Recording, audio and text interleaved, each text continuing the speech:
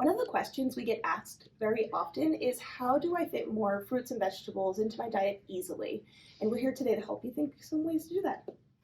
So two of my favorite ways to incorporate more fruits and veggies into my diet is soups and smoothies. Really simple. A very simple smoothie recipe is a cup of leafy greens, a cup of your choice of liquid. It can be a non-dairy milk. It could even be water and a ripe fruit, just a cup. And that's a really simple, easy smoothie. And to make that easy, you can purchase those fruits and vegetables already frozen and chopped, and it just conserves a little bit of that energy that you need to save.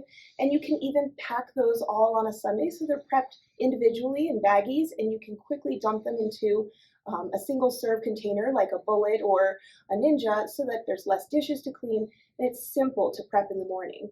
Yeah, pre-portioned is great and frozen is great because the fruits and vegetables are picked at the peak of their ripeness, so you're not losing or sacrificing any of the nutritional quality.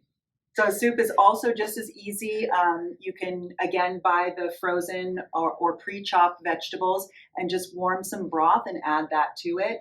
Leafy greens always go well. Anything you have in the fridge, you have. Yeah, and sometimes people don't want to use frozen, or maybe you have a ton of produce in the fridge already. You can use a chopping device. There are little chopping aids that you can use to prep those vegetables so they're small and you don't have to spend all day cutting, and they're a little safer if you have any coordination challenges as well. So that's another quick way to chop up those vegetables and make that soup simple for you and save that energy. Yeah. So hopefully lots of colors and lots of fruits and vegetables into your daily diet. Let's do it.